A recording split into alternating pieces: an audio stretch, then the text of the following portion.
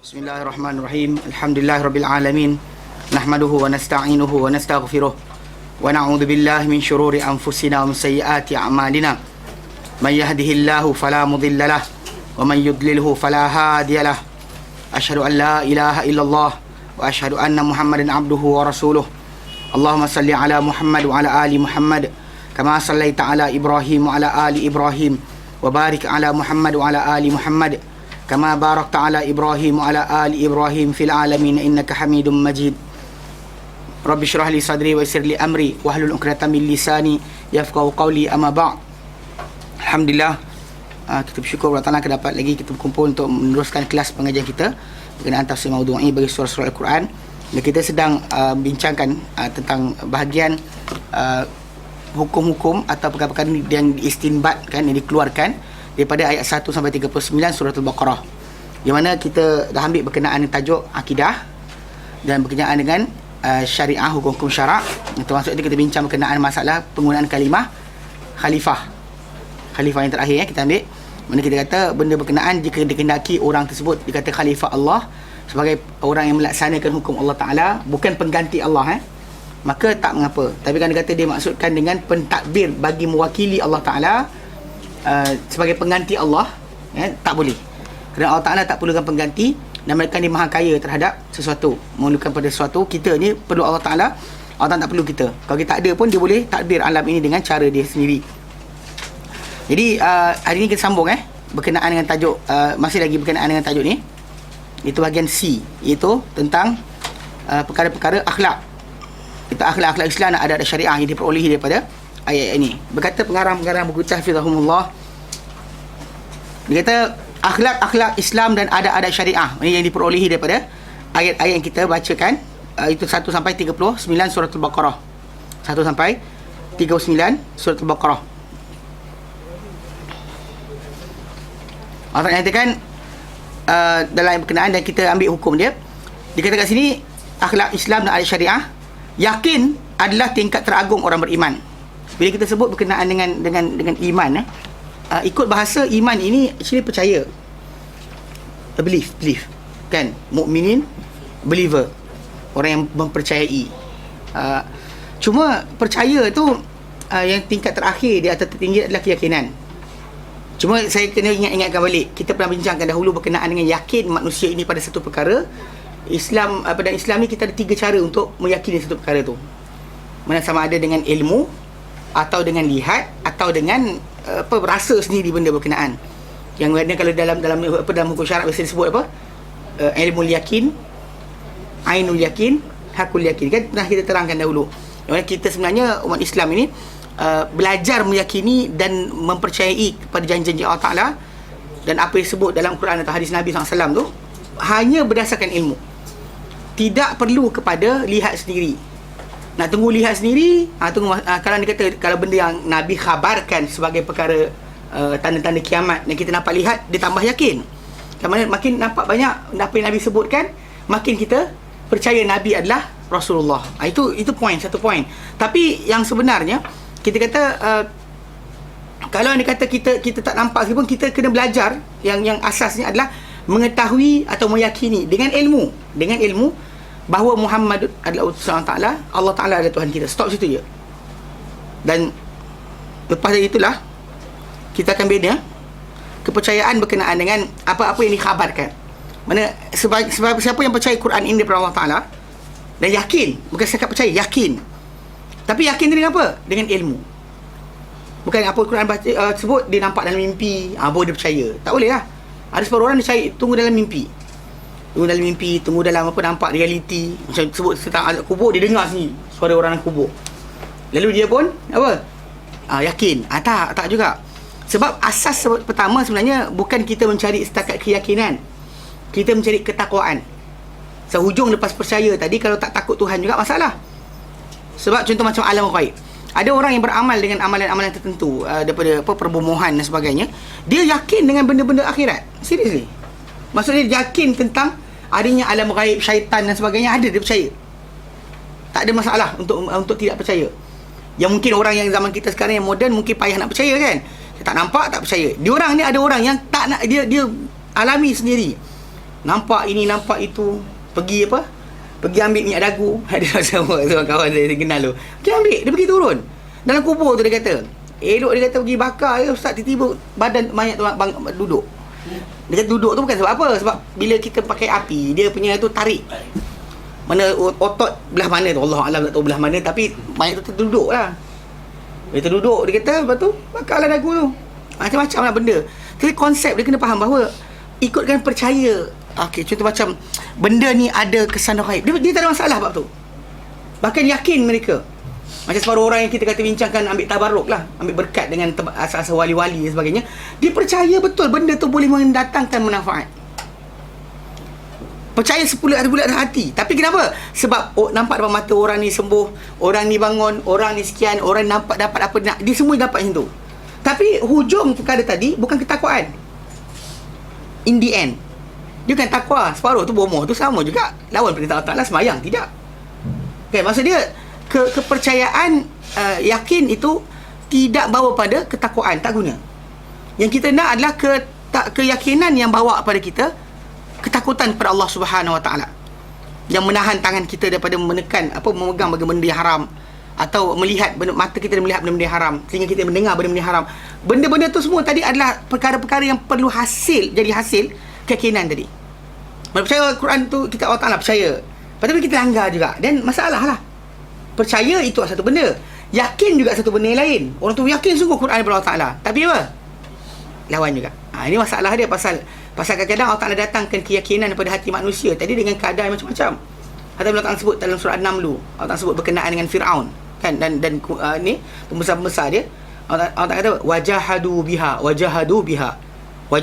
dan mereka menentang terhadap bukti mukjizat yang Musa bawa. Wastaiqanatha anfusuhum, tapi apa? Rasa yakin terhadap perkara berkenaan apa? Hati mereka. Tapi kelawannya tu apa? Zulman wa uluwa, kerana zalim dan juga ingin meninggikan diri. Maksud kadang-kadang ada orang tu yakin dah ada tapi dilawan juga. Tu masalah. Macam orang munafik, kan lihat Islam makin menang, tapi tak pernah datangkan tanda-tanda tadi yang dia dapat lihat depan mata dia. Macam mana dalam tentera Islam kecil, tentera musuh ramai, Islam menang juga. Kan itu bukan tanda ke? Itu tanda, itu bukti. Tapi dia orang sering macam apa? Ya ke tidak? Dia masih doubt, masih lagi ada. Bahkan bila tentang Rasulullah SAW, utusan tu Allah, dia masih lagi ada masalah. Sentiasa mencari-cari. Bila Quran datang, korek, bongkar apa dalam hati mereka. Dah nyata dah, Rasulullah tak dengar. Tapi dia ada idea lain lah. Macam mana boleh ni, boleh pecah cerita kita. Dia sentiasa dia tahu tapi lawan. Tahu tapi lawan. Macam orang-orang Nabi Musa AS lah. Dia bukan setakat yakin dia tadi tentang apa yang Musa ni bawa. Bukan setakat ilmu yakin. Dia ainul yakin, hakul yakin. Lintas lautan, Musa ketuk laut, terbelah. Atau awal-awal lagi ahli sihir Fir'aun sujud mengaku Musa dan juga Harun adalah utusan Tuhan. Kemudian sampai ada turun belalang, darah, katak, kutu dan sebagainya. Selama beberapa tahun sebelum Musa AS ajak kaum dia keluar. Tempoh berkenaan untuk bagi tahu pada kaum Fir'aun, kaum Musa, kaum orang Mesir ketika itu, bangsa Kipti, bahawa Musa memang utusan Tuhan. Tak ada alasan lain. Maka mereka nampak. Kemudian terbelah laut, lintas pula. Tapi masalahnya sekarang ni, yakin itu ada, percaya itu ada, tetapi tidak membawa pada ketakutan kepada Allah Ta'ala. Tak guna. Itu kena ingat. Kita bincangkan dahulu, yakin ini bukan setakat yakin. Tapi kenapa? Hasil yakin tu apa? Kan, belajar kenal Allah Ta'ala. Banyak orang kata belajar kenal Allah Ta'ala supaya kita yakin dengan Allah Ta'ala punya janji. Tapi akhirnya soalan yang Allah Ta'ala arahkan buat tak? Kalau kita yakin nak mengenal Allah Ta'ala, tapi apa? Langgar perintah Allah Ta'ala. Peliklah pula. Di mana duduknya? Pasal matlamat asal kita nak mengenal Allah Ta'ala supaya kita makin takut kepada dia, makin nak harap kepada dia, makin berdoa kepada dia. Tapi peliknya orang kata arif billah, kan? Ada orang gelaran dia arif billah, yang mengenal Allah. Arif billah gelaran dia. Serban tak tahu besar mana. Tapi dia ajar anak murid dia pergi kat kubur. Pergilah minta ni wali dulu berkat dan keramat. Nampak tak idea dia kat mana? Dia bukan ajar orang kepada Allah Ta'ala, dia kenal Allah Ta'ala. Sepatutnya kalau dia kenal Allah Ta'ala, dia tahu Allah Ta'ala tak nak disekutukan. Tak perlu penyekutuan, tak perlukan kepada benda lain. Dia nakkan kita harap kepada dia, hanya dia, bukan kepada yang lain. Itu sebab Nabi ajar. Dan itu kita belajar dalam Iyyaka na'budu wa iyyaka nasta'in. Yang kita belajar Allahus Samad. Allah tempat pergantungan. Mana Allahus Samad tadi, mana kita apply kan? Kalau dia kata kita punya serban besar pun jubah kita cantik, di mana letak dia?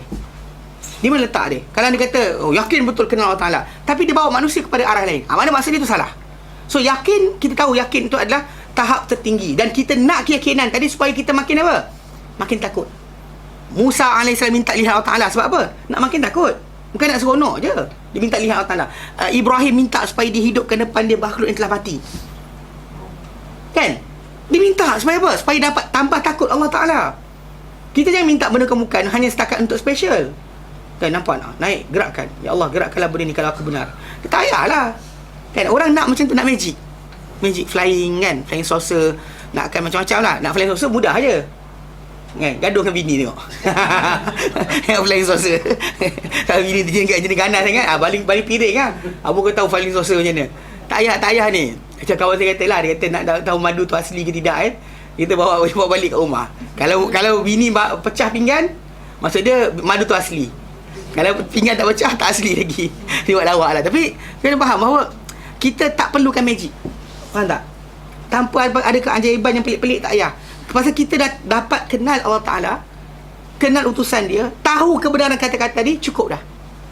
Madai dengan itu. Biar kita kata macam kita ambil dengan keputusan yang Allah sebut dalam surah Al-Mulk, innal ladzina yakhshawna rabbahum bil ghaib. Sesungguhnya orang yang takutkan Tuhan mereka dengan ghaib. Lahum maghfiratun, untuk mereka ada keampunan, wa ajrun kabir, dan ada ganjaran yang besar.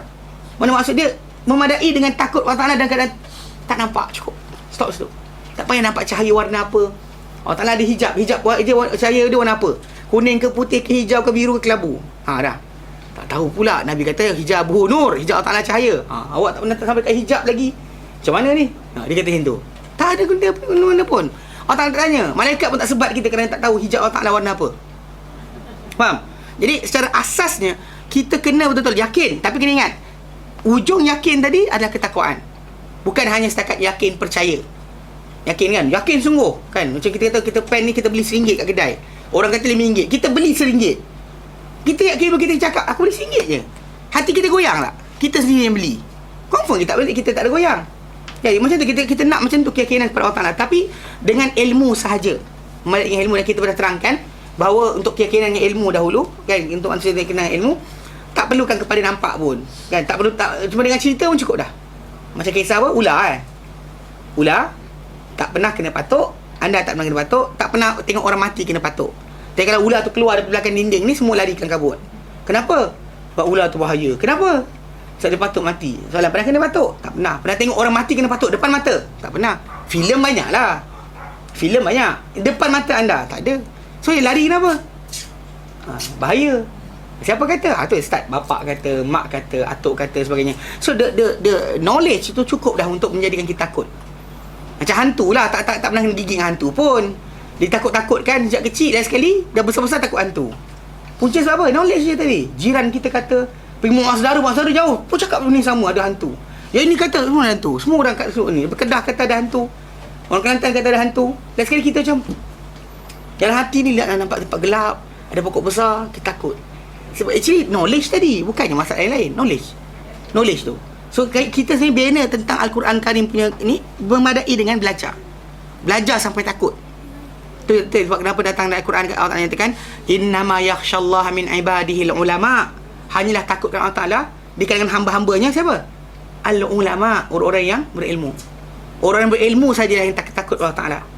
Hanya akan takut Allah Ta'ala orang-orang yang berilmu saja. So itu konsep yang kena faham, bahawa orang tu makin takut Allah Ta'ala, makin banyak ilmu dia. Makin tak takut Allah Ta'ala, dia pakai serban besar mana pun tinggalkan. Sekawan pun tak payah kita ambil ilmu dia orang berkenaan. Nampak telekong putih kan, putih bersih je telekong dia, bersih sinar, macam ada aura. Tak takut Tuhan, tipu, bohong, selamba je dan sebagainya. Ataupun ajak kita buat benda-benda yang mungkar. Mungkar simple je, bukan semestinya benda mungkar tadi ajak kita mengarak atau berjudi, berzina. Memadai sini je, test dia. Tanya dengan dia, saya ada orang sama menyampah sangat, geram sangat saya dengan orang ni, apa patut saya buat dengan dia? Kalau dia ajar kita, dia kata ambil daun bidara, dia letak dalam bekas, baca ayat sekian, tanya bayangkan muka orang tu. Tak payah, tinggalkan. Itu kan guru yang takut Allah Ta'ala. Dia patut tahu bahawa patutnya dia ajar kita supaya apa? Memaafkan. Bukan ajar kita makin apa? Letak dendam. ajar pula cara balas dendam. Mana boleh macam tu? Tak boleh, tak kena. Jadi kalau kata orang tu ajar macam tu, tinggalkanlah. Percayalah cakap saya. Pasal itu bukan menambah ketakwaan, tu menambah benci, marah. Sedangkan kita, macam saya sebut, kita sebut bahawa Allah Ta'ala boleh maafkan makhluk paling jahat dekat dunia ni pun. Allah Ta'ala boleh maafkan bunuh satu orang, Allah Ta'ala maafkan. Kenapa kita tak boleh maafkan manusia lain? Kenapa tak boleh maafkan? Memang kita kata dia akan bersalah, dia akan silap, tapi kenapa tak boleh nak buka hati kita untuk maafkan? Siapa kita? Adakah kita mengatasi Allah Ta'ala? Jawapannya tidak kan? So jadi kalau guru tak bawa pada akhirat, dibawa pada dunia semata-mata, pelik lah. Ajak dunia kan? Dunia semua. Untuk elakkan anak mati, baca ayat sekian. Untuk elakkan harta hilang, baca ayat sekian. Itu pelik lah tu. Itu bukan ajaran Islam. Kita yakin Allah Ta'ala, tapi bawa kepada apa? Ketakwaan. Yakin tu bawa pada ketakutan kepada Allah Ta'ala. Allah Ta'ala telah mengkhususkan petunjuk dan kejayaan bagi siapa yang berkeyakinan terhadap akhirat. Siapa yakin terhadap akhirat, kan? Wabil akhiratum yuqinun, kan? Macam Allah sebut dalam surah Al-Baqarah, kan? Wabil akhiratihum yuqinun. Dan dengan akhirat mereka yakin. Okey. Mana memang Allah Ta'ala jadikan itu syarat utama. Orang tu kena yakin. Bahkan untuk penguasaan di muka bumi dan sebagainya pun Allah Ta'ala sebut macam perkara yang sama. Allah Ta'ala nyatakan wa'adallahu alladhina amanu. Allah Ta'ala menjanjikan orang beriman wa amilus salihati minkum, dan orang yang beramal soleh kan kamu, la yastakhlifannahum fil ard. Kan? Ambil ayat surah Sajadah. Yang itu ayat lain, ambil ayat Sajadah. Yang orang nyatakan wa ja'alnahum a'immatan, dan kami jadikan mereka ni pimpinan-pimpinan, yahduna bi amrina, yang beri hidayah dengan petunjuk kami, lamma sabaru, apabila mereka bersabar, wa kanu bi ayatina, dan adalah mereka terhadap ayat-ayat kami yuqinun, mereka yakin. Barulah dapat janji Allah Ta'ala. Mana Allah Ta'ala berikan. Itu sebab kita kata para sahabat Nabi SAW dalam tempoh kurang daripada 13 tahun lepas Madinah diasaskan sebagai sebuah negara, sebuah tempat umat Islam, negara umat Islam, negeri umat Islam, dalam kurungan 17 tahun je semenjak daripada berhijrah sampailah kewafatan Rasulullah, kematian Abu Bakar, sampai pemerintahan Umar. Tengah pemerintahan Umar jatuh kerajaan Parsi dan Rom kepada Islam. Bukan dengan sebab orang Islam makin besar, makan makin banyak, tak cukup. Bahkan ada tak cukup, ada tempoh kemarau dan juga kebuluran zaman pada Umar bin Khattab anhu, terpaksa dihantar makanan daripada Mesir dibawa ke Madinah kerana orang-orang di Madinah habis makanan, tak ada benda nak makan. Tapi dalam masa yang sama mereka menang, mengalahkan musuh. Punca dia sebab apa? Iman mereka, yakin mereka kepada Allah Ta'ala, menjatuhkan empayar-empayar besar. Bukannya dengan sebab senjata mereka makin canggih, bukan sebab mereka makin banyak duit. Tak. Banyak orang salah faham. Dia kata kita akan dihormati bila kita kaya. Kita nak riak ke? Soalan, kita nak riak ke dengan harta kita? Bila tengok Islam, kalau Islam ni ada kereta besar, ada rumah besar, menunjukkan Islam tu bagus. Soalan, kita nak riak ke? Bila Islam ajar kita supaya kita dapatkan harta untuk riak, menunjuk, walaupun pada orang kafir sekalipun? Soalan, betul tak? Islam ajar ke kita buat kerja untuk manusia, capai kejayaan duniawi tadi kerana manusia, supaya orang puji. Ada Islam ajar macam tu ke? Itu soalan mudah je. Itu ajaran Islam ke? Tapi peliknya banyak orang berhujah macam tu. Pelik kan? Datang dia kata bawa kereta besar sembahyang tu, supaya orang lihat Islam ini hebat. Cakap bilang kau kata nak pakai, kan? Yang kata Almiyah kan, dia kata nak pakai, jangan letak Islam punya nama. Islam tak letak macam tu. Bahkan sirah para sahabat mengajarkan kita bukan itu bukan Islam. Diorang tak sibuk benda tu, benda tak penting. Maka Umar bin Khattab anhu sampai orang cari dia mana kan, tengok baring bawah pokok, tak ada jaga, tak ada pengawal, tak ada apa, duduk diam bawah pokok. Orang cari mana dia pemimpin Islam, mana dia pengganti Rasulullah, pengganti Abu Bakar. Kan? Tengok dia tengah baring bawah pokok, baju pun tak cukup, baju pun dia pun ada dijalinkan dengan pelepah tamar punya daun tamar untuk dapatkan koyak-koyak dia. Pelik tak pelik? Kan kita kata itu adalah sirah para sahabat. Memang kita tahu Uthman kaya, tapi Uthman kaya memang dia kaya asal. Bukan dia lepas jadi pemimpin jadi kaya pula lepas tu. Dan inilah tengok orang Islam, orang bukan Islam. Dia ada satu kisah. Bila Umar bin Khattab anhu pergi ke Syam, kan dia jadikan Muawiyah bin Abi Sufyan sebagai gubernur di sana. Tetapi bila letakkan sebagai gubernur, Muawiyah bin Abi Sufyan, dia datang dengan rombongan besar dan sebagainya. Itu Umar kata, apa ni kan? Dia kata pada Muawiyah. Muawiyah kata orang kat sini, mereka ni orang-orang di Syam ni tidak akan hormati pemimpin melainkan dengan datang macam tu. Dia kata baru buat. Pasal dia sekarang ni memerintah supaya orang dengar cakap dia. Kalau kata dia datang macam tu, dia tak boleh. Jadi dia buat. Orang kata kalau itu buatlah. Namun gitu, kalau maksudnya kalau tidak, jangan buat. Kalau itulah cara untuk mencapai benda berkenaan, kita kata dan benda tu tidak diharamkan dalam Islam, kan? Tapi bukanlah orang kata menjadi keutamaan. Dan macam sekarang kita sekarang ni, yang bukan Islam pun kaya, yang Islam pun kaya, tak ada menjadi syarat. Maksudnya Islam tu bukan jadi tanda. Pasal ada orang juga orang jadi orang tu beramal Islam tak kaya pun. So konsep berkenaan dengan tunjuk harta kepada orang tu bukan. Kita Islam ni pasal dia nakkan akhirat lebih daripada yang duniawi. Itu sebab para sahabat Nabi SAW tumpu akhirat. Janji syurga je dia cepat diorang ke depan. Janji syurga cepat mereka ke depan. Kita janji projek cepat dia ke depan. Okey, itu bahaya. Tak boleh kena Dan dia Allah Ta'ala mengkhabarkan mengenai ahli neraka bahawa mereka tidak pernah menjadi orang-orang yang yakin. Okay, bila Allah Ta'ala sebut dalam Quran dalam surah Al-Jathiyah. Surah Al-Jathiyah Allah nyatakan wa idza qila inna wa'dallahi haqqun. Dan bila dikatakan kepada mereka, kepada ahli neraka ni, inna wa'dallahi haqqun. Sebenarnya janji Allah Ta'ala itu adalah benar. Janji Allah Ta'ala adalah benar. Ya. Was-sa'atu la raiba fiha. Dan kiamat itu tiada keraguan padanya. Masa tu kiamat lah. Tiada keraguan padanya. Kultum, kamu itu ahli neraka ni, malaikat akan kata kepada mereka, kamu berkata, mana nadri mas-sa'ah. Kami tahu kiamat tu apa? Apa kiamat tu? What is kiamat? Zaman dulu ialah kalau digunakan macam tu, orang rasa macam kiamat ni macam benda mustahil. Zaman sekarang ni dengan semakin belajar tentang macam mana bumi berfungsi, macam mana matahari berfungsi dan sebagainya, makin diyakini kiamat itu pasti. Orang sibuk sebenarnya lari buat space station dan sebagainya, cadang-cadang lari daripada bumi. Tapi problem sebenarnya satu benda, banyak benda masalah sebenarnya. Space station tu, kalau siapa-siapa pergi sana tanpa ada graviti, tanpa bebanan, otot kita akan hilang. Tuan-tuan pernah tengok orang yang tak boleh berjalan, dia tak berjalan lama, kaki dia, otot dia akan hilang. Otot dia kan besar, paha orang tu besar.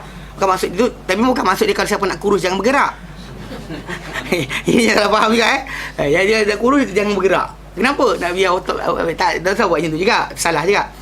Dia bila tak digunakan muscle kita, dia akan hilang. Sendi kita tanpa bebanan dia akan hilang. Sebab budak-budak kecil sebelum mula dia jalan tu, dia akan mengangkat dulu tau. Supaya apa, nak bagi lutut dia tadi kan, dia akan bila kena tekanan, dia akan mula tumbuh sel-sel baru sampai dia kuat, dia kukuh. Dan macam tu tulang dia makin lembut lagi. Tapi dia start. Tapi asas dia kita kena faham bahawa memang dalam badan manusia ni, kalau tak ada graviti, kita tak boleh hidup. Tanpa graviti, darah kita akan naik. Tanpa graviti, macam-macam lah. Jadi secara tak langsung, duduk kat space station tadi, kalau orang tu lari daripada bumi, duduk dekat space station atau bulan, dia akan mati. Yelah, takkan nak berlari setiap hari, jenuh juga kan. Seminggu sekali boleh kot, kan, 2 hari sekali. Ini sekarang ni pun ada masa kosong, malas nak bersenaman. Duduk atas tu, kita tengok hilang. Apa dah, tulang larut. Macam tu lembek je. Dia ngarut nama dia. So sebenarnya tak boleh. Tapi orang cuba nak buat juga. Pasal memang dia orang tahu bahawa apa, bumi ni akan musnah. Semua bumi akan binasa, matahari akan padam. Memang itu adalah fakta. Graviti kita akan hilang. Semua itu adalah fakta. Tu buat filem tu, buat graviti hilang, apa jadi?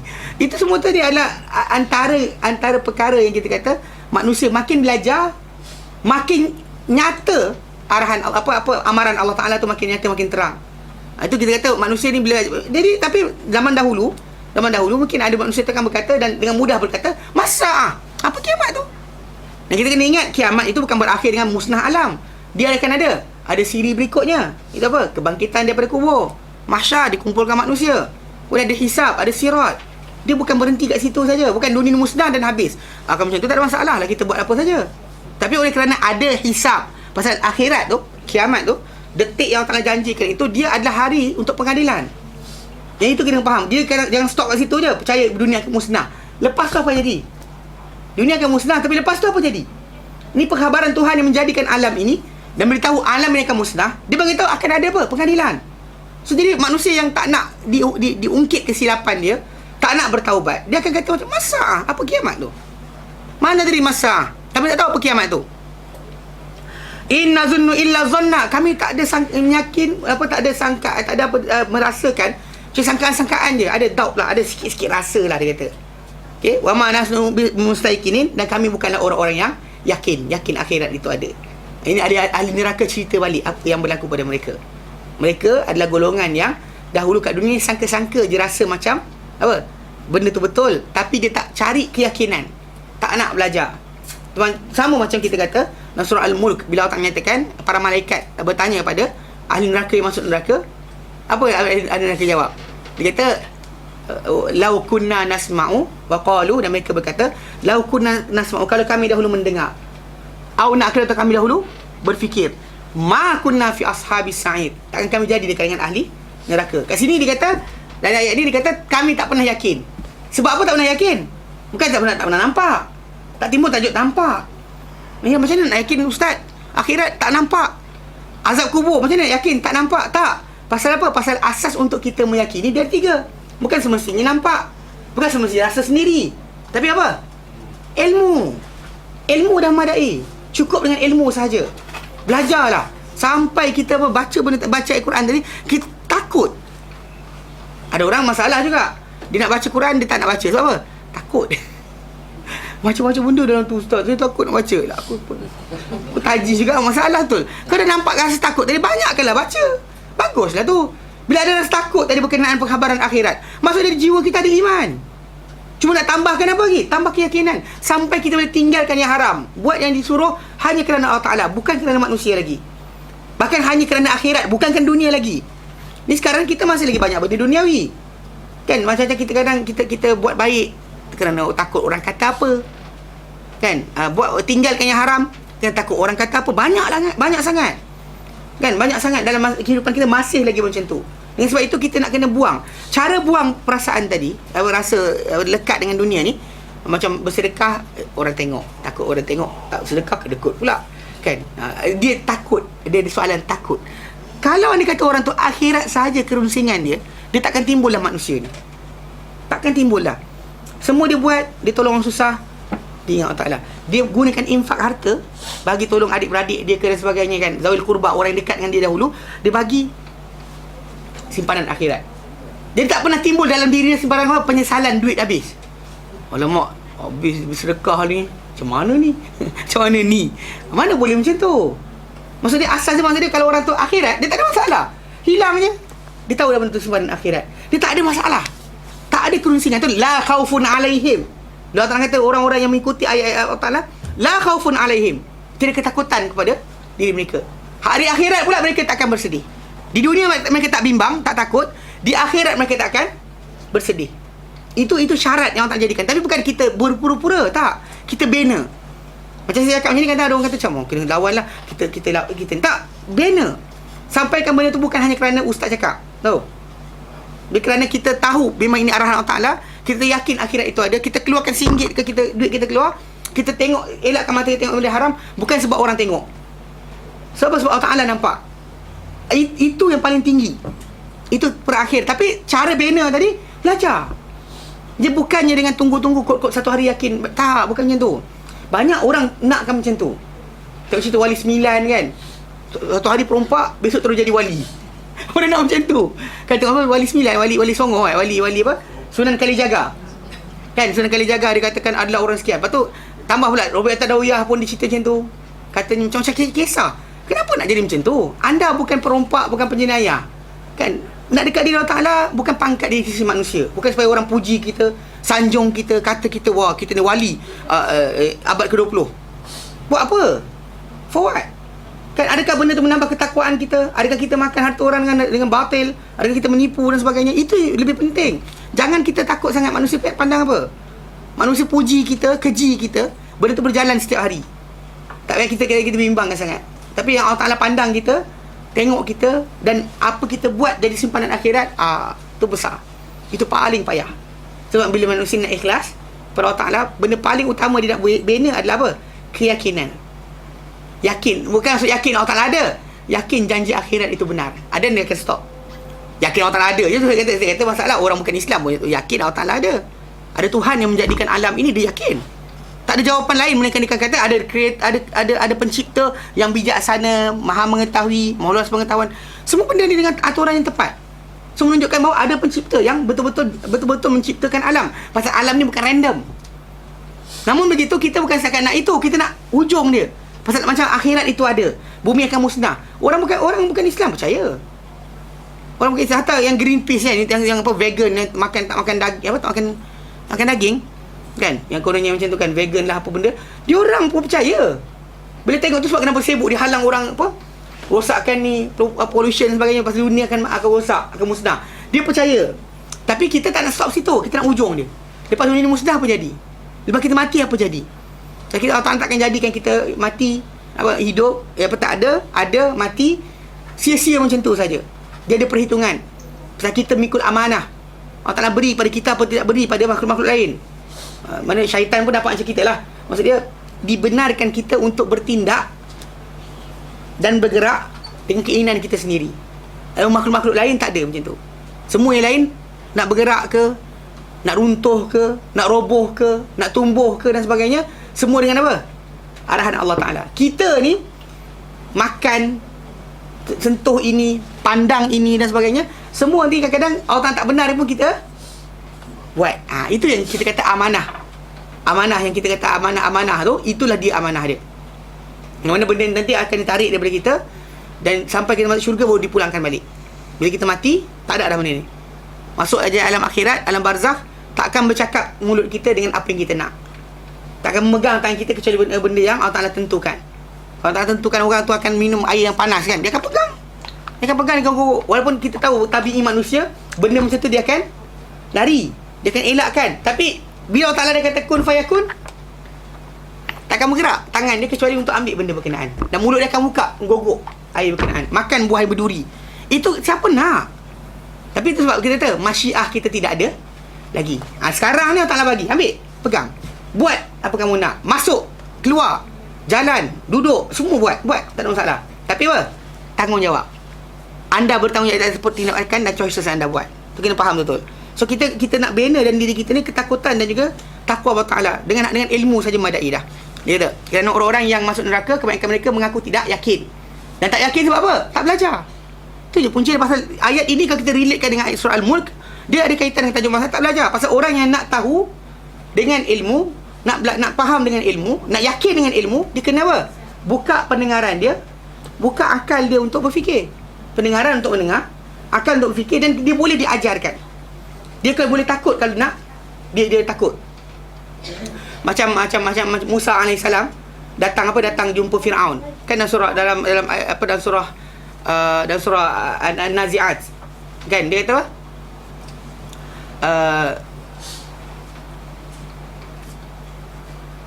apa? Dia kata wa ahdiyaka ila rabbika fatakhsha.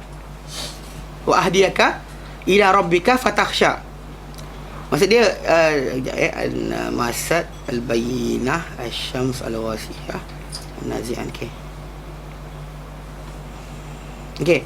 Kan dia kata apa? Kan ayat 18-19 surah An-Nazi'at. Musa cakap pada Firaun. Dia kata faqul.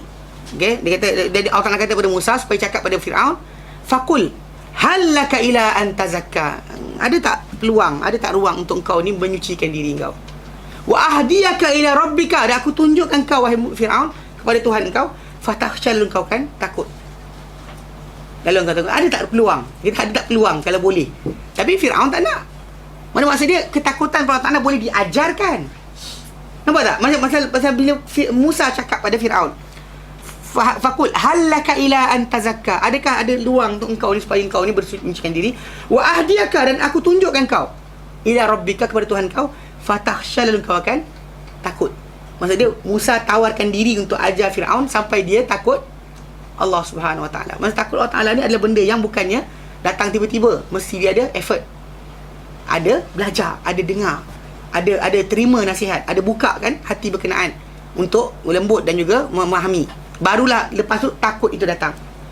Jadi kalau takkanlah Musa alaihissalam kata pada pandai kau nanti tak ada. Dia kata aku tunjukkan kau kepada Tuhan kau, lalu kau akan takut. Maksud dia Musa tawarkan untuk berikan apa? Ketakutan kepada Allah Ta'ala untuk diberi kepada Firaun, supaya Firaun belajar sampai apa? Takut kepada Allah Ta'ala. Jadi bukan benda ni takut Allah Ta'ala ni tiba-tiba datang, tak. Dia dibina. Macam kita boleh ajar anak kita sebenarnya. Ajarkan anak kita dari kecil. Kata dengan dia, kalau mak tak nampak, abah tak nampak, Allah Ta'ala nampak. Bina daripada dia kecil. So akhirnya dia besar pun dia masih lagi terasa pesanan tadi. Jika kita bina dia dengan tak ada siapa tahu, tak ada siapa tahu, ini masalah lah. Dia besar pun dengan siapa tahu lah. Dia buat maksiat pun tak ada siapa tahu. Itu masalah. Jadi kita bina. Tu yang Nabi kata semua anak ni macam kan, dilahirkan fitrah, putih, kosong, tak ada benda pada dia. Yang mencorakkan dia ni adalah mak bapak dia lah. Mana pasal apa? Dia cara berfikir dia tadi. Cara berfikir yang mak bapak dia aturkan untuk jadikan masukkan kepercayaan. Tadi Allah Ta'ala punya hak. Tapi mengatur cara berfikir, ya, kita yang atur. Cara berfikir Muslim ke, cara berfikir Yahudi ke, cara berfikir Nasrani ke, cara berfikir Majusi ke, kita mengajar dia cara berfikir. Tapi ada untuk akidah dia, untuk dia besar sebagai apa, lepas tu Allah Ta'ala akan berikan hidayah yang lain. Tapi kita adalah pengatur yang awal. Kalau anak kita ajar dia kecil takut Allah Ta'ala, kita sebut macam tu, Allah Ta'ala murka, Allah Ta'ala marah, kan? Dia akan takut. Tapi kalau kita ajar dia kecil, habislah. Tapi kita pun belajar juga. Nak ajar orang kan, kita tak ajar, tak boleh juga. Fakiru syai' la yu'ti. Dia ada kaedah dalam bahasa Arab, orang tak ada apa-apa, tak boleh bagi benda yang sama kepada orang lain. Contoh saya tak ada, kata saya tak ada duit, saya tak boleh bagi dia duit. Saya tak ada ilmu, saya tak boleh bagi dia ilmu. Saya tak takut Allah Ta'ala, saya tak boleh bagi dia ketakutan Allah Ta'ala. Mana boleh.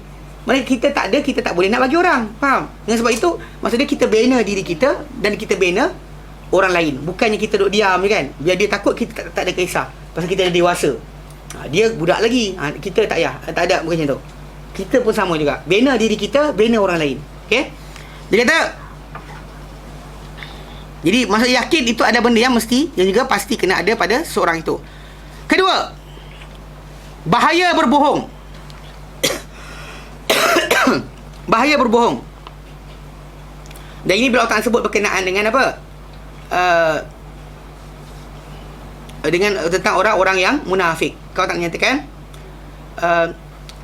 walahum azabun alimun bima kanu yakzibun. Kan untuk mereka ada azab yang pedih dengan sebab apa mereka apa? Dustakan, bohongkan. Kan mereka cakap pada orang ramai, kata yaqulun amanna billahi wal yawmil akhir, kami beriman Allah dan hari akhirat, tapi apa? Wa ma hum bi'minin. Mereka tak beriman pun. Yukhadi'un Allah, mereka memperdaya Allah. Walladzina amanu, dan mereka nak perdaya orang beriman. Okey, wa ma yakhda'una illa anfusahum. Mereka tak perdaya sebenarnya kecuali diri mereka sendiri. Mana dalam hati mereka ni ada penyakit, dan Allah Ta'ala jadikan penyakit tadi dan Allah tambah penyakit dia. Dan untuk mereka ni ada azab yang pedih. Kenapa? Dengan sebab apa mereka dustakan. Mereka berbohong, maka Allah Ta'ala jadikan hukuman. Jadi bahaya berbohong disebut dalam ayat berkenaan, bahaya berbohong. Dan keburukan kesannya di dunia dan akhirat. Ada buruk kesan di dunia dan juga akhirat.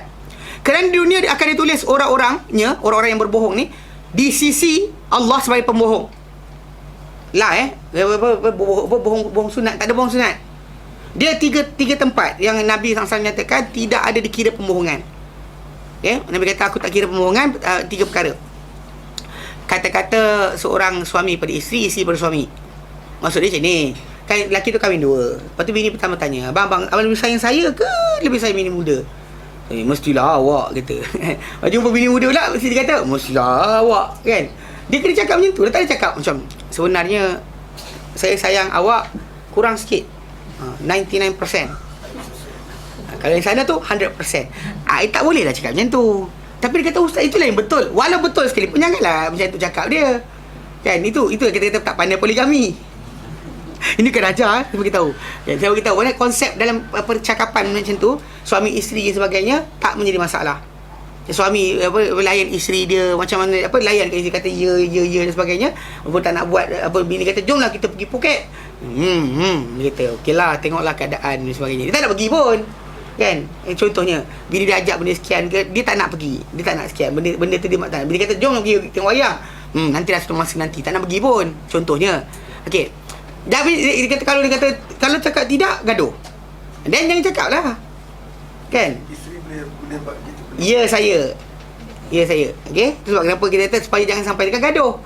Contoh macam nampak mak mentua atau perangai pak mentua tak elok, jangan cakap dengan bini, I kena betul serang dengan you, bapak you minta senonoh. Tak boleh lah macam tu kan. Bila tiap kali bini kata bapak dia sekian, agaknya ada kebaikan lain kot. Cakap macam tu lah. Jangan, mana itu cara dia. Walaupun mungkin nampak pak mentua senonoh, janganlah cakap macam tu kan. Itu actually ada sensitivity yang perlu dijaga. Perempuan ni atau lelaki atau perempuan samalah dalam perkahwinan ni, dia memang akan timbul kata-kata yang kena jaga. Jangan terlampau apa ni kan, masuk rumah je dia cakap je bukan, dia gaduh lah, tak ada kerja lain gitu. Jadi secara asasnya kata-kata dalam perkahwinan dia tu, Nabi kata kata-kata suami beristeri, isteri bersuami, Nabi kata tak kira pembohongan. Contoh macam suami tu kata, saya dengan artis tu siapa lagi handsome, bini kata artis tu lagi handsome. Betul realiti kan, gaduh je kan. Awak suka orang tu lah, perempuan pula tanya suami dia, siapa lagi cantik, saya ke dia kan. Ada orang tu pun umur 19 tahun, awak tu dah umur 30 lebih dan sebagainya. Takkanlah sama, mesti tak sama kan. Jadi tanya, gatal tanya siapa suruh. Tapi yang suami pandai-pandai cakap lah, tak, dia tu macam tu, tapi awak lagi cantik. Cakap itulah, pandai-pandai lah. Jangan cakap dia opposite. Ini dia berkata aku tak kira pembohongan. Satu. Kedua, kata-kata orang dalam peperangan kan. Musuh tanya, berapa kekuatan tentera awak? Kekuatan kami ada 2 juta. Bodoh lah cerita kat orang, siapa suruh kan. Jangan cerita, senyap lah kan. Ataupun macam Nabi SAW tak tipu, tapi cakap lebih buruk tau. Bila orang tanya, min aina, dia tanya, Nabi pergi perang, ada orang bertembung dengan Rasulullah SAW, dengan para sahabat. Jadi dia tanya, kamu dari mana? Nabi kata daripada air. Daripada air. Nabi tak tipu, tapi Nabi tak berikan jawapan yang tepat. Saja je cakap yang tu. Kalau kita zaman kita panggil lebih buruk lah kan. Jadi jawapan Nabi tu betul, daripada air. Maksud dia tidak mahu cakap benda yang benar. Kalau kata kita bagi tahu kena cakap benar ni, tak, dalam peperangan tak. Dan ketiga, mendamaikan dua orang yang bertelagah. Kata-kata seorang dan mendamaikan dua orang yang bertelagah. Orang bertelagah, kita kata jumpa kawan ni, kita kata dia tanya, apa orang cakap pasal aku? Ada, dia cakap engkau. Tak boleh lah cerita, tak ada cakap apa benda pun. Betul, orang tanya pula, dia cakap apa tak pasal aku? Cakap lah, tak ada. Bahkan kalau lagi, dia kisah salam. Orang tu kisah salam. Lepas tu jumpa orang ni, dia kisah salam. Saja je, supaya mereka sejuk sikit kemarahan yang ada pada diri dia. Tapi yang peliknya, ada orang dalam kita jangan dalam perkara ni, kalau kita lagakan orang, kita mengadu domba, berdosa.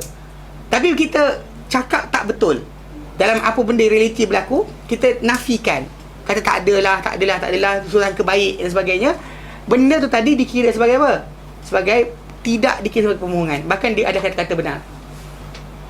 Ibrahim pun sama cerita. Ketika cakap, ketika pembesar Mesir nak ambil bini dia, bila orang tanya pada dia, siapa perempuan ni, dia kata saudaraku.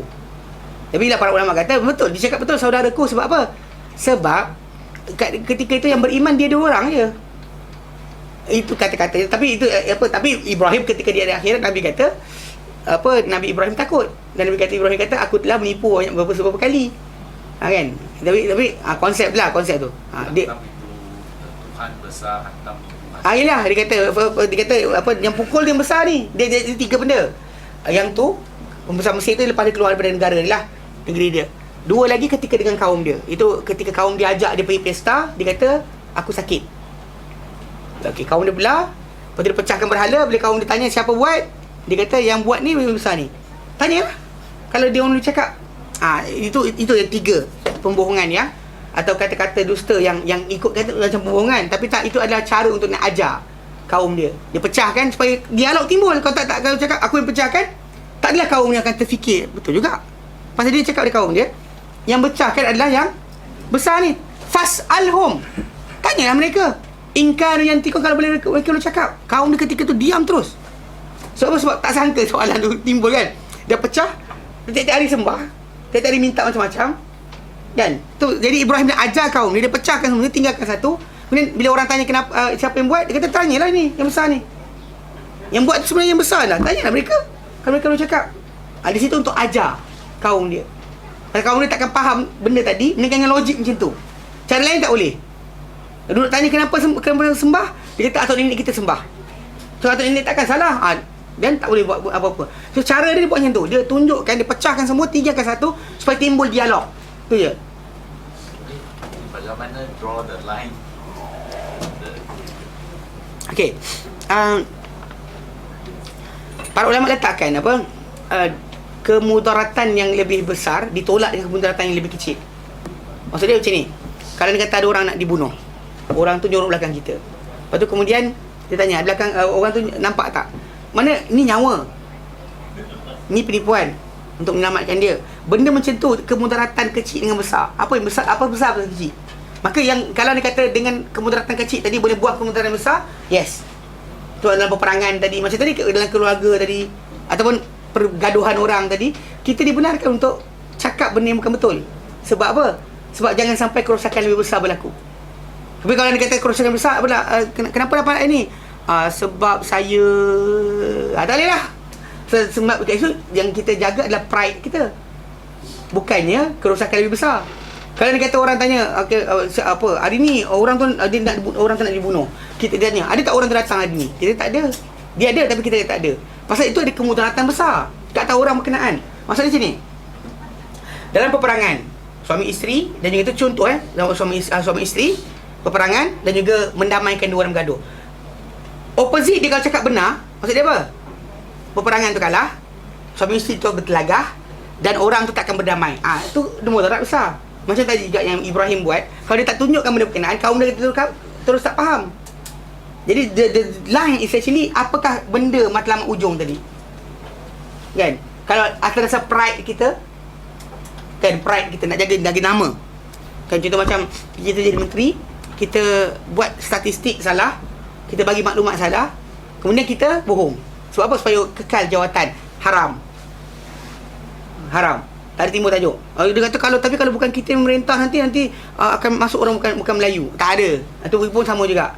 Dia masuk konsep dia tadi, pembohongan tadi kena nyata. Bahaya apa berlaku tadi kena nyata. Barulah kita kata percakapan kita tidak ditimbulkan sebagai pembohongan, Nabi kata. Bahkan Nabi kata bukan bohong pun, Nabi kata la aidu kadziban. Aku tak kira pembohongan.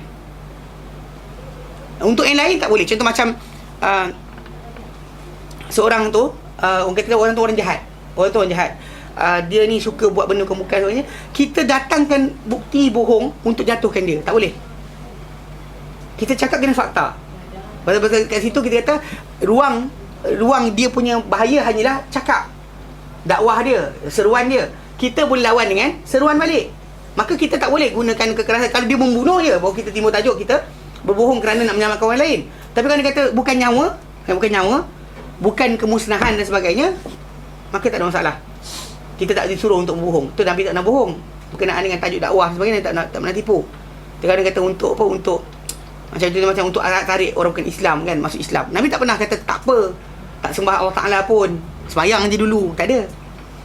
Nabi tak cakap itu. Nabi terus kata mana Allah Ta'ala Tuhan, mana tak boleh. Nabi terus define syirik dan juga ni. Tapi anda kata untuk berkenaan dengan tajuk apa? Tajuk penyelamatan dan sebagainya lain. Itu benda yang berbeza. So kita tengok dasar apa kemusnahan tadi besar mana. Kalau setakat rosak tu pride kita, tak ada hal. Maruah kita, tak ada hal. Tak ada. Tak boleh. Anything personal. Tak boleh. Benda anything personal tak boleh.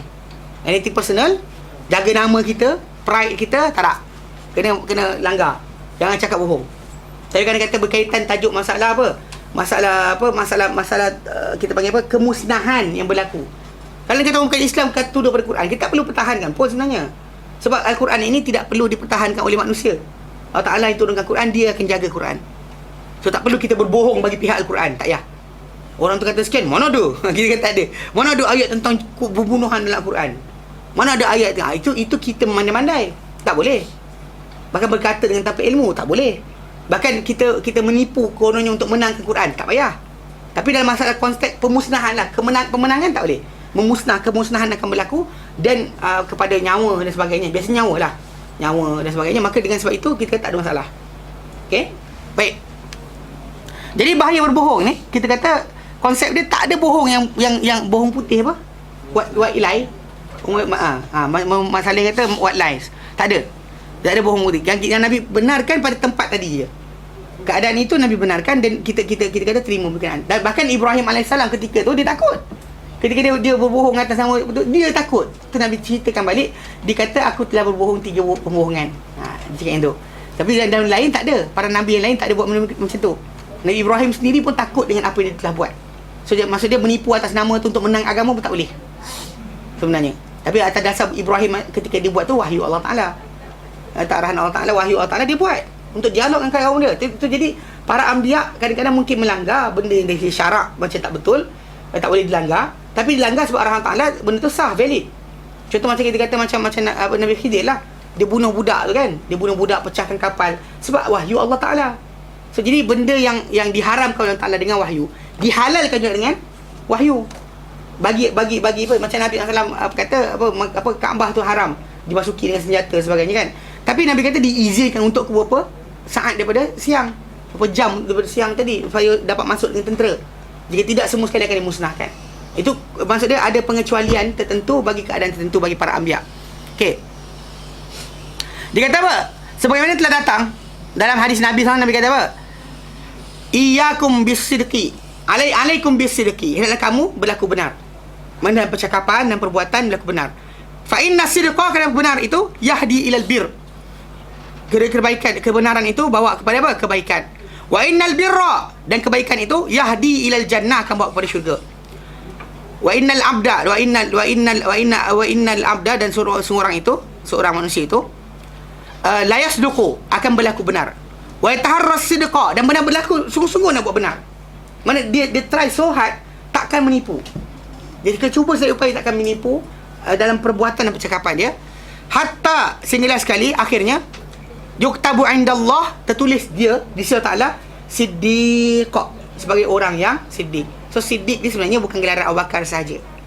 Dia ada gelaran yang boleh diperolehi oleh siapa sahaja, dengan syarat jaga lidah, jaga perbuatan kita daripada berbohong. Try lah buat sedaya upaya. So last kali kita akan tertulis sebagai orang yang siddiq. Bukan dekat dunia. Jangan cari manusia pujian dunia, pasal ini yang Allah Ta'ala punya pemberian, anugerah Allah Ta'ala. Gelaran siddiq itu Allah Ta'ala yang tulis pada ke atas kita kalau kita seorang yang menjaga perkara berkenaan. Sebaliknya, wa iyyakum wal kadhib, hendaklah kamu menjauhi akan pembohongan. Fa innal kadhiba, kerana pembohongan itu yahdi ilal fujur, akan bawa kepada kejahatan. Wa innal fujura, dan kejahatan itu yahdi ilan nar, bawa kepada neraka. Wa inna ahadukum wa innal amra apa wa inna abda, dan seorang itu la yakdzibu, akan apa? Berbohong. Wa yataharral kadhiba, dan bersungguh berbohong. Dan tidak kita self pride, nak dapatkan harta kan, orang kata sekian buat perjanjian palsu nak dapatkan duit kan, penyaksian palsu kan, resit kuliah RM5, dia kata tambah kosong sikit kan, atau barang tu bawa sekian, minta orang tambah kan, top up supaya dapat makan lebih. Itu semua sekali dikira sebagai apa? Pembohongan tu kan untuk personal punya interest, semua sekali untuk keuntungan perseorangan. Last kali kata Nabi kata sesungguh orang macam tu sampai akhir sekali tertulis dia di surah Allah kadzab, sebagai apa? Pembohong besar, penipu besar, sering berbohong. Allah Ta'ala tulis dia ini kadzab, yang tadi satu siddiq. Dan bahkan bohong tadi kita kata yang tak boleh, kita kata yang Nabi benarkan itu saja kan, yang lain tu semua salah. Hatta kepada mak cakap pada anak pun salah. Mak cakap pada anak kata nak bagi barang tapi tak bagi barang sebagainya, macam inilah benda ni, mak ada barang mari sini. Benda tu pun tak boleh. So, Nabi SAW pernah sekali dalam hadis yang sahih, Nabi kata dalam hadis tu salah seorang sahabat nampak salah seorang perempuan ni, sahabat wanita ni dipanggil anak dia. Dia kata meh dia kata mak nak bagi benda. Nabi kata kau nak bagi apa? Dia kata ya Rasulullah, tamar. Nabi kata demi Allah, Nabi kata kalau kau tipu anak kau tadi, Nabi kata tertulis engkau di surga Allah satu pembohongan, one lie. Jangan ajar anak kita bohong. Sekali kita bohong, nanti dia kata orang dewasa boleh bohong je, tak apa lah. Dia start lah. Benda ni banyak-banyak idea. Sebenarnya kita mendidik anak kita untuk berbohong atau tidak. So sekali kita tengok anak kita berbohong kan, jangan kita tengok tempat lain, tengok diri kita dulu. Pernah tak kita ajar dia untuk berbohong? Sekali kita ajar, dan dia akan buat lah. Tapi masa yang sama kita tak boleh tipu dia. Tak tipu sunat pada anak-anak, tak ada. Kalau contoh macam anak kata nak beli sekian, balik tak boleh, nak beli juga, tak ada. Nanti mak beli. Start situ lah. Start itu antara punca awal. Yang budak tu bila janji nak beli tapi tak beli, tu dia kata tak apa, tipu rupanya. Mak tipu tak apa, abah tipu tak apa. Dia start cakap. Dia ciri kadang-kadang ada orang kata tapi berlembut dengan budak, dia berlembut pada tempatnya. kita kata tak nak belikan, tak boleh beli. Okay, tak nak beli. Itu je. Jangan tipu. Tipu salah. Walaupun benda tu kata, tapi kalau tak tipu kan tak boleh balik. Kan kita mak bapak, kita lagi besar. Kan kontrol lah anak tu. Takkanlah kita nak bagi anak kita kontrol kita. Ni budak tu duduk guling-guling kat situ, kita macam, apa nak buat lah, apa nak buat. Kau, itu sebab kenapa ini mak bapak, ini budak. Tahu tak? Itu Allah Ta'ala jadikan mak bapak besar, budak tu kecil. So pandai-pandai lah buat kerja. Adalah pula tapi nanti kan, dia ikut sangat psikologi barat kan. Kata tak apa, cakap dulu, nanti kemudian baru bagi, kemudian dia akan lupa. Tak, jangan. Budak tu kita ajar macam tu, dia akan start. So kalau dalam didikan, dalam tarbiyah Islam, tak diajarkan untuk kita kata ya, melainkan memang kita nak bagi.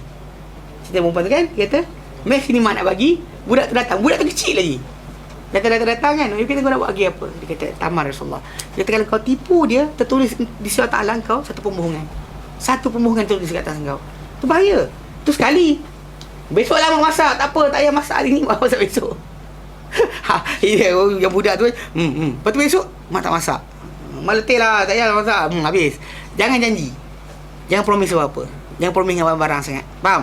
So kalau memang nak bagi sungguh, tak apa. Kalau tak nak bagi, jangan buat trik. Dan sekali kita buat trik berkenaan, pasal Nabi SAW ajarkan benda macam tu pun tak boleh. So secara tak langsung, maksud dia, selain ni Nabi sebut kata la aidu kadiban, aku tak kira pembohongan. Jangan kata suami pada isteri, isteri pada suami, kata-kata apa orang dalam peperangan, kata-kata seorang yang apa mendamaikan di antara dua orang yang bertelagah. Selain itu, dikira semua salah. Untuk Islam, bagi Islam, menangkan Islam, menangkan Quran pun salah, haram. Untuk dakwah macam-macam kan, nak muliakan Nabi sampai bernipu pun tak boleh, haram. Tak dibenarkan sekali-sekali dalam Islam. Jelas? Jadi berbohong ni tak boleh. Di akhirat itu dekat dunia, dia di akhirat pula untuknya ada azab yang pedih. Allah nyatakan walahum azabun alim bima kanu yakdzibun. Untuk mereka ada azab yang pedih dengan sebab mereka dahulu apa? Berdusta. Dustakan, bohong kan. Dengan sebab itu Allah Ta'ala jadikan mereka menerima azab yang pedih hari akhirat. Tapi di dunia tertulis sebagai pembohong. Orang nampak lah. Jadi sebab kenapa jangan ajarkan diri kita ni berbohong. Walau satu pembohongan pun, elakkan. Tak ada cakap tak ada, tak tahu cakap tak tahu. Jangan saya tak payah, saya dulu tak payah. Kalau nak jaga pride, self esteem, apa ni, maruah diri dan sebagainya, jangan, tak payah. Tapi tak usah dedah kan, saya ada kurap dan sebagainya, jangan cerita kat orang kan, ada kurap tak, entahlah, orang tengok ke. Janganlah, elakkanlah, jangan bercakap pun. Sibuk kurap saya kacau kurap awak ke? Tak ada kan? Tak ada, dia diam lah. Maksud dia tak, tapi jangan bohong pula. Mana ada badan saya putih bersih, tak ada pun kurap selalu 1 inci pun. Tak payah cakap lah. Benda macam tu kita kata untuk self pride, kita kata tak perlukan kepada pembohongan. Tak perlu penipuan, tak perlu angkat diri sangat kan. Kita tak cari pada manusia ini sebarang kelebihan. Pasal Allah Ta'ala saja yang patut kita cari. Redha dia, sayang dia, cinta dia, itu yang kita kejar. So kalau manusia tak sayang kita pun tak apa, yang penting Allah Ta'ala sayang kita. Dengan sebab itu tak payah berbohong untuk dapatkan kemuliaan. Kerana kemuliaan itu akan datang dengan anugerah Allah Ta'ala. Kalau kita patut dimuliakan, Allah Ta'ala beri kita kemuliaan. So kita terima aja. Kalau tidak ada, jangan cari dengan cara penipuan. Jelas? Jelas? Okay, ada soalan?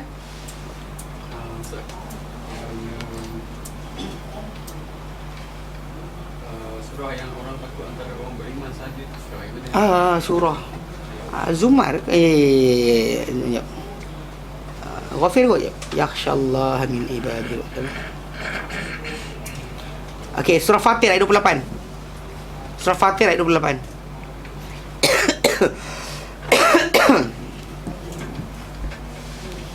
Innama yakhshallah min ibadil ulama. Hanya takut Allah Ta'ala di kalangan hamba-hambanya itu orang-orang yang berilmu sahaja. Orang yang tak berilmu tak takut Allah Ta'ala.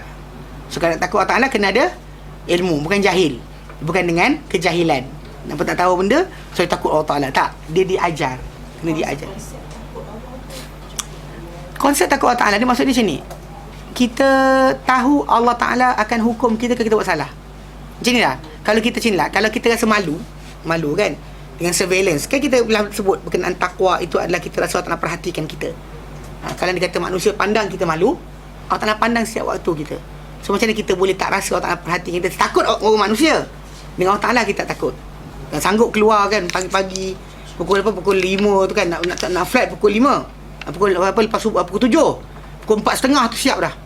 baju bergosok kan, tie pakai dan sebagainya. Kalau perempuan tudung tu dah ada kerongsang dan sebagainya kan. Itu kan nak flight perjumpaan dengan manusia. Tapi dengan Allah Ta'ala tak ada persiapan pun. Tak ada besok pagi nak semayang, nak pakai baju apa tak ada. Tak ada. Sebab takut versus sayang. Sebab Allah Ta'ala pun macam ni, okay. Kita kata takut Allah Ta'ala ni tak menjadikan kita jauh daripada dia.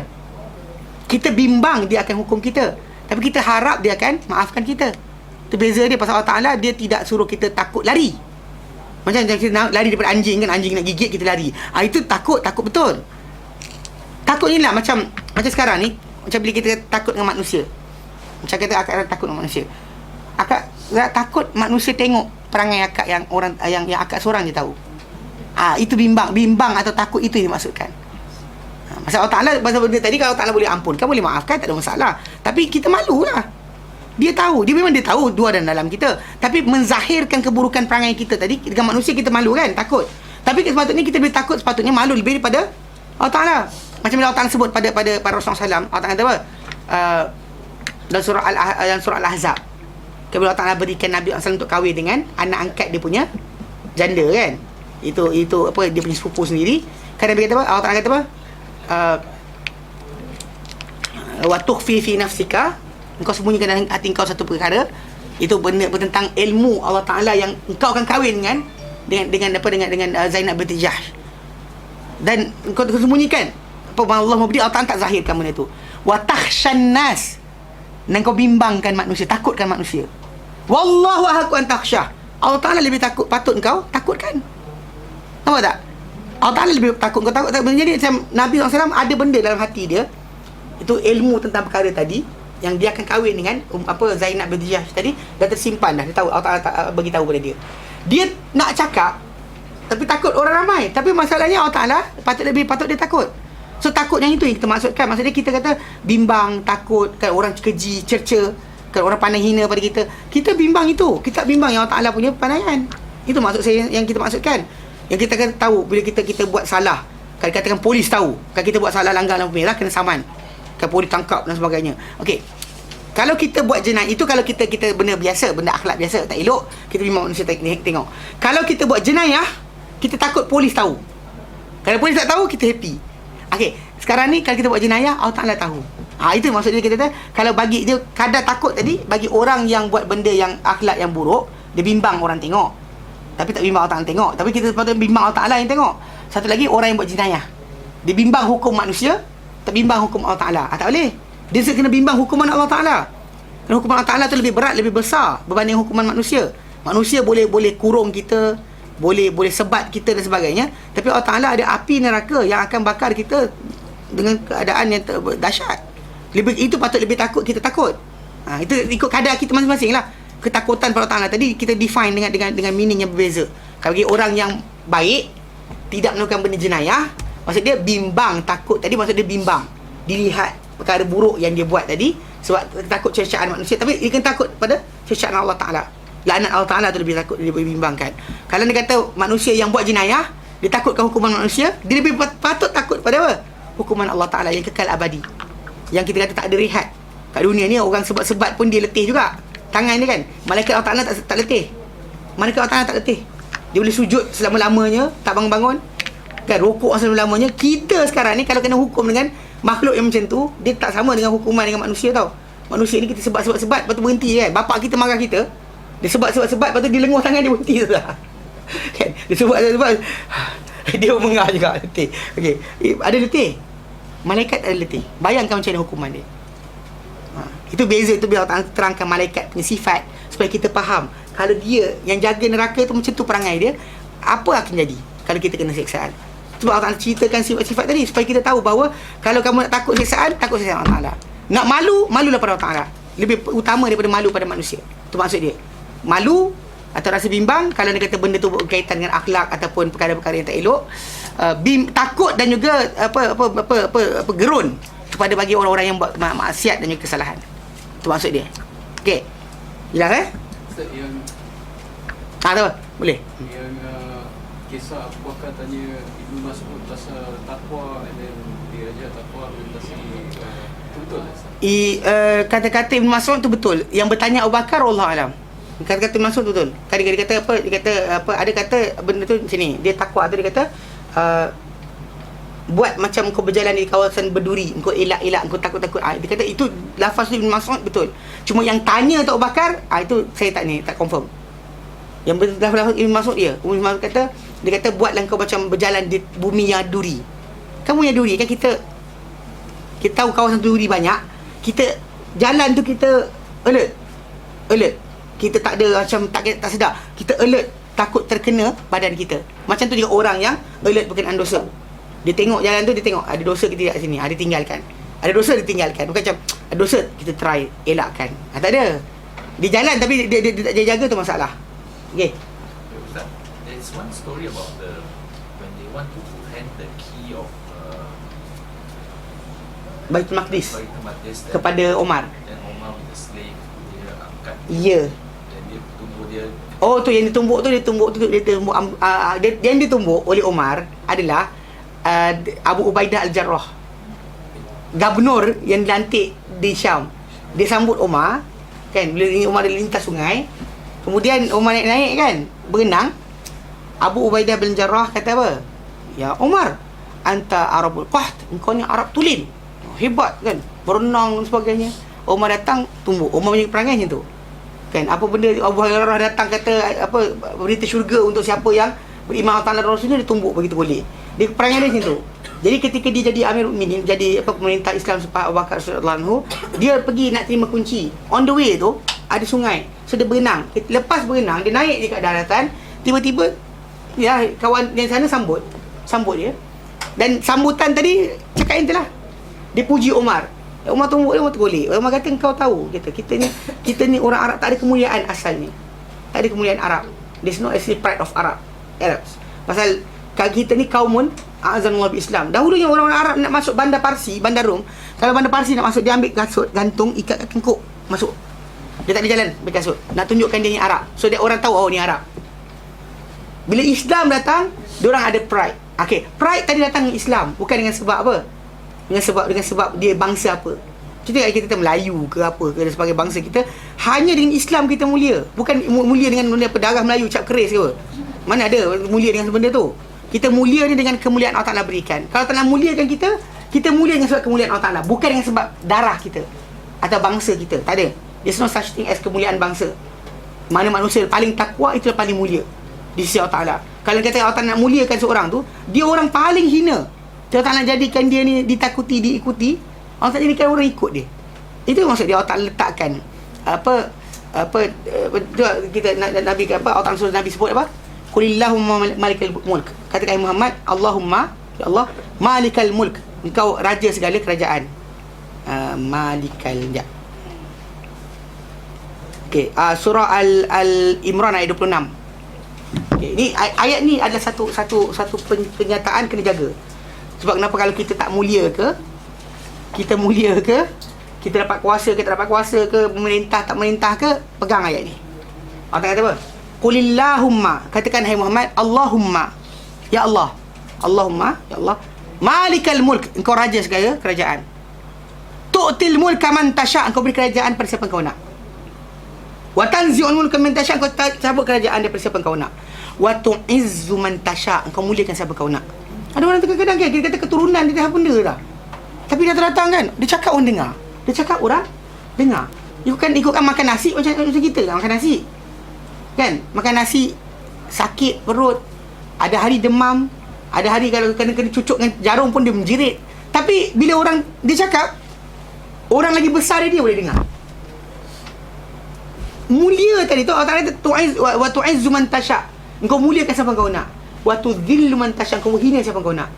Mana ada orang tu datang dengan keluarga yang paling hebat, tapi dia datang minta orang menyampah. Dan tak ayam pun tak tahu je. Mana ada juga. Maksud dia tidak ada sebenarnya kemuliaan atau kehinaan tadi, sebenarnya melainkan aturan Allah Ta'ala. Dia dikala khair, tangan mula ya Allah, segala kebaikan, innaka ala kulli syai'in qadir, kau ada satu maha berkuasa. Sebab kenapa bila manusia yang faham ayat ini, dia takkan cuba cari redha manusia untuk kemuliaan diri dia. Sebab apa? Mulianya dia, kalau tak nak muliakan, biarpun dia paling miskin, orang paling berpengaruh kena dengar cakap dia. Kata ini tukang kebun pada sultan. Tadi tengok tu, ni pasal pokok ni tak ada. Tuanku pokok sekian tak boleh tanam kat sini, pasal tanah sini tak sesuai. Dia pun, tuanku ni cakap apa? Tak boleh, kena juga. Tak mana boleh. Tuanku kena sami'na wa ata'na. Tak? Tuanku kena cakap sami'na wa ata'na. Contoh macam ni lah, macam kita kata macam Agung, Sultan, Raja sebagainya kan. Bila hari Jumaat ke hari biasa, dia datang masuk masjid. Biarpun dia agung sekalipun, tapi dia baca Fatihah tak betul. Ada orang baca Fatihah lagi betul dia. Dia kata tak lah budak. Walaupun yang jadi imam tadi budak, lebih muda daripada dia. Dia kena apa? Sami'na wa ata'na lah. Imam dia kata Allahu Akbar. Dia tak boleh kata aku agung, masa aku kena ikut kau. Betul tak? Tak ada. Jadi itu kadang-kadang Allah Ta'ala muliakan siapa dia nak. Dia hinakan siapa dia nak. Dia turunkan darjat siapa dia nak. So, jadi tak perlu manusia ni bimbang. Manusia pandang mulia ke hina ke, itu aturan Allah Ta'ala. It's actually nothing. Orang tak pandang kita, kita bawa kereta besar, orang tak pandang pun. Geram juga kan. Besar kereta aku. Dah bahasa dia kan, pasal nak belagak. Bawa kereta besar, orang tak selamba lintas, tak tengok jalan. Marahlah kita kan. Punya besar kereta aku datang, tak nampak ke? Kita tepilah sikit. Kata-kata kita kan. Itu kat Malaysia. Kalau kat tempat lain luar negara, orang jalan kaki tu menang. Kan? Dia jalan kat belang-belang tu, jangan langgar. Kena nanti kan zebra crossing tu. Kita ni kat Malaysia ni, orang zebra crossing tu takut. Kereta tu, masuklah. Itu ngarut lah pula. So, konsep berkenaan dengan apa? Kemuliaan itu hanya berlaku dengan pemberian Allah Ta'ala. Anugerah Allah. So, tak usah bimbang. Kalau patut kita dimuliakan, Allah Ta'ala bagi kita mulia. Patut kita dihina, Allah Ta'ala jadikan kita hina. Yang kadang kita paling pendek kat dalam masyarakat. Macam dia kata apa? Dia kata apa? Napoleon Bonaparte. Pendek kan? Pendek je, dia kata ketok je. Hitler pun pendek kan? Hitler tak pasti. Tapi Napoleon kan dia conqueror kan? Dia conquer banyak kawasan. Tapi ketok je. Mao Zedong, Cina kan? Pemimpin besar komunis zaman dalam 50-an 60-an tu. Rendah je. Banyak lagi orang ni besar daripada dia. Tapi dia cakap je semua orang. Hidup pemimpin besar. Nampak tak? Dia naik, dia turun. Dari siapa yang aturkan? Allah Ta'ala. Ada orang tu dari tentara, ada pangkat apa sub-inspector. Semua adik-adik ipar abangah kan. Sekali dia hilang pangkat. Pencen je. Siap abangah. Tak ada dah. Tak apa. Jadi mulia hina kita tu adalah aturan Allah Ta'ala. Jangan bimbang. Dapat kuasa tak dapat kuasa, jangan bimbang. Allah Ta'ala yang aturkan. Kalau patut layak, kita dapat. Kalau tidak, tak payah. Yang pening kepala. Tak dapat jawatan ni, kerja berat dah ni. Banyak dah kerja, tapi tak dapat juga pangkat naik. Tak ada pun bonus dan sebagainya. Relax. Yang pening kepala. Tak nak cek kerja lain. Faham tak? Kita jangan pening kepala berkenaan masalah pujian manusia, sanjungan manusia. Benda tak kekal. Ada masa manusia sayang kita, ada masa menyampah kita. So konsep yang berkenaan dengan kemuliaan tu memang directly serah Allah Ta'ala. So memang kita tu yang Umar tumbuk tu. Umar perangai dia tumbuk je. Kawan tu kata, kau Arab tulen. Dia kata, kita ni kaum yang Allah Ta'ala muliakan dengan Islam. Setiap kali kita cari kemuliaan selain daripada Islam, Allah Ta'ala hina kita. Kan Allah Ta'ala pernah tarik daripada orang Arab, pemerintahan Islam, bagi pada Kurdi. Pernah bagi pada Tatar, pernah bagi pada sekian, last sekali pada Osmaniyah, Turki. Osman Turki bukan Arab. Tapi diagih-agihkan macam tu. Negara Islam tadi punya tampuk pemerintahan dan juga penguasaan berlaku macam tu. Kalau kita tak buat kerja sebagainya kan. Macam sekarang ni Eropah paling cepat masuk Islam, paling ramai masuk Islam sekarang ni. So mungkin satu masa nanti pusat pengajian Islam dan sebagainya pelari ke sana tak pelik. Sebab apa? Sebab kita tinggalkan Islam ni, dia bukannya terikat dengan sesiapa. Kita buat kerja, tak nak bagi orang lain. Kau tak nak tanggungjawab tadi, tak ada hal. Tak nak bagi orang lain. Kita tak ada macam kalau kita ada, Islam takkan kembang. Tak ada. Baru 50 tahun kita buat kerja kan. Islam berkembang ke Eropah senyum je. Tak ada masalah pun. Jerman antara negara paling cepat. Sweden antara negara paling cepat. Tu yang last kali bila di akhir-akhir ni keluar macam kebimbangan di kalangan orang bukan Islam. Dia tengok banyak sangat masuk Islam tu, diorang takut. Ketakutan. Perancis terpaksa haramkan purdah dan sebagainya, niqab. Kan? Tudung, hampir ada ban tudung pun nak ban. Sebab apa? Sebab dia kata macam bertentangan dengan apa? Dengan falsafah kebebasan Perancis. Masalahnya perempuan pakai tudung bukan pasal orang suruh. Bukannya pasal orang paksa. Dia nak sendiri. Kan? Sampai yang ada seorang tu yang lawan kes, adik-beradik dua orang masuk Islam, Yahudi. Bapak dia lawyer, bapak dia lawan kes untuk anak dia. Bapak dia tak masuk Islam pun, tapi lawan kes untuk menangkan dia. Tu Allah Ta'ala kata apa? Nabi kata apa? Allah Ta'ala bantu Islam ni dengan orang-orang yang fajir, orang jahat. Tapi Allah Ta'ala akan menangkan Islam dengan orang macam ni kadang-kadang. So jadi jangan kita pelik. Memang kita kata Islam ini mulia dia, kemuliaan tu Allah Ta'ala berikan. Ada dapat, tak ada pun okey. Jelas? Okey, baik, kita berhenti kat sini. Wallahu ta'ala alam. Wa sallallahu ala sayyidina Muhammad wa sallallahu alaihi Assalamualaikum warahmatullahi taala wabarakatuh.